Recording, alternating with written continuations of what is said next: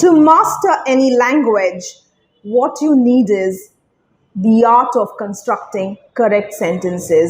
যে কোনো ভাষা তার উপর দখল পেতে গেলে প্রধানত যেটা দরকার দ্যাট ইজ সেন্টেন্স কনস্ট্রাকশনটা যাতে আমরা সঠিকভাবে করতে পারি। আর সেন্টেন্স ঠিক করে করতে গেলে যেখানে মেইন অনেক জায়গায় আমাদের ভুল হয়ে থাকে that is prepositions, the area of prepositions.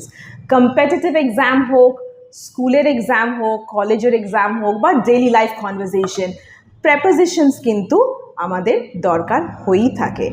আজ আমরা preposition সিরিজ নিয়ে আবারও হাজির। কম্পিটিটিভ এক্সামে স্পেশালি যাতে ফিক্সড preposition সেকশনে আমরা ফুল মার্কস স্কোর করতে পারি সেটাই আমাদের উদ্দেশ্য আর টার্গেট। সো ম্যারাথন সিরিজ চলছে ফিক্সড prepositions-এ। আজ দেখা যাক কি নতুন শিখব। Today the fixed prepositions that we will be discussing with you is with the word compare. Okay, compare মানে তুলনা করা, রাইট? এই compare শব্দটার সাথে যে দুটো মেইন ফিক্সড prepositions ইউজ হয়ে থাকে সেটা হলো এক নম্বর to আর দু নম্বর হলো with. ওকে, তাহলে চলো দেখে নিই কখন আমরা compare-এর সাথে to দেব আর কখন compare-এর সাথে আমরা with দেব। খুব গুলিয়ে যায় আর এই কোয়েশ্চেনটা কিন্তু 99% চান্স আসবেই পরীক্ষায়। ওকে, যখন কোনো ভিন্ন জিনিস টোটালি দুটো আলাদা বস্তু যখন আমরা তুলনা করি বা কম্পেয়ার করি একটার সাথে যখন অন্যটার মিল থাকে না তখন তোমরা কিন্তু টু প্রেপোজিশনসের প্রয়োগ করো। ওকে, আর যদি একই ধরনের দুটো জিনিস আমরা তুলনা বা কম্পেয়ার করি তখন চোখ বুঝে উইথ প্রেপোজিশনসের ইউজ আমরা করব। এক্সাম্পল সেন্টেন্স দেখে নিই তাহলে বিষয়টা জলের মতো পরিষ্কার হয়ে যাবে। Example sentence number 1, compared with her mother, Rita is taller. তাহলে এখানে কি হলো, রিটার মায়ের সাথে যখন আমরা রিতাকে যদি কম্পেয়ার করি তাহলে দেখা যাচ্ছে রিতা মায়ের থেকে লম্বা। ওকে, তাহলে রিতা একজন মানুষ, মাদার তিনিও একজন মানুষ, বোথ আর হিউম্যান বিংস। তাহলে আমরা কি দেখছি, দুটো কিন্তু সিমিলার, সেম আছে, সেম জিনিসের ওপর আমরা কম্প্যারিজনটা এখানে করছি। তাই চোখ বুঝে আমাদের ইউজ করতে হবে with prepositions. Okay, I'll repeat the line for all of you. Compared with her mother, Rita is taller. Clear? Great. Second example. Compared to the pillar, Rita is shorter. তো পিলারের সাথে যখন আমরা রিটাকে কম্পেয়ার করছি তখন দেখা যাচ্ছে যে পিলারের থেকে কিন্তু রিটা লম্বা নয়, পিলার বেশি লম্বা, রিটা তার থেকে শর্টার। ওকে, তাহলে আমরা বুঝতে পারলাম যে পিলার একটা জিনিস, it's like made of cement, right? It's a concrete object. However Rita কিন্তু একজন মানুষ, she is a human being. তো দুজনের কোনোভাবেই কোনো লিঙ্ক নেই, কমপ্লিটলি আলাদা। আর এরকম সিচুয়েশনে কম্প্যারিজন হলে আমাদের চোখ বুঝে ইউজ করতে হবে to preposition.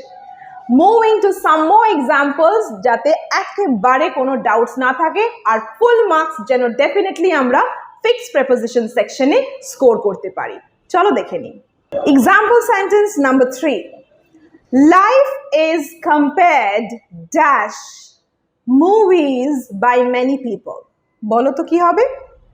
Yes, to or with. লাইফের সাথে মুভির একটা কম্প্যারিজন হচ্ছে। তোমরা যারা বলছো two, they are absolutely bang on, correct, because life আর মুভিজ দুটো কিন্তু সম্পূর্ণ ভিন্ন বিষয়, তাই না?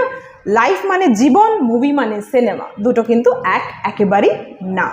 তাই জন্য এখানে আমাদের যেটা ইউজ করতে হবে that is to preposition. So what will be the line? Life is compared to movies by many people.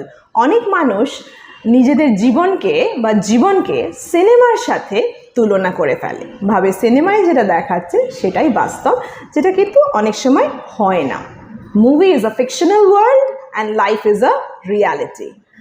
জীবন একটা বাস্তব, এটা কোনো ফেয়ারি টেল নয়, বাট আমরা চেষ্টা করে জীবনকে কিন্তু ফেয়ারি টেল করতে পারি, তার জন্য আমাদের অনেক হার্ডওয়ার্ক করে করতে হয়, right? Moving to the next example, sentence number 4. Aditi is compared dash her friends always. কি হতে পারে? Very easy. With. You're right. Very good. Double thumbs up for all of you for giving me the right answer. Because Aditi are friends. Bondhu, Aditi, সবাই এরা একটা group of friends. All are like human beings. Same platform A comparison হচ্ছে. So definitely চোখ বুজে with.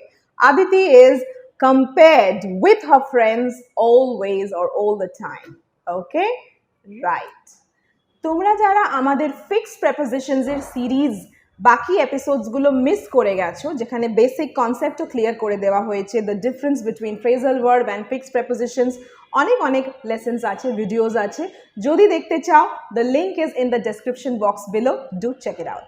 So that's it for today's lesson. It's a wrap. I hope সবাই জলের মতো পরিষ্কার বুঝে গেছো যে কম্পেয়ার হলে কখন টু দেবে আর কখন উইথ দেবে। Wish you the very best. Get full marks in your fixed prepositions. এই নোটে আজ এন্ড করছি। Thank you so much for tuning in. You were watching EFA Spoken English Official and I'm Krishnanjana signing off. See you soon in the next one. Bye-bye.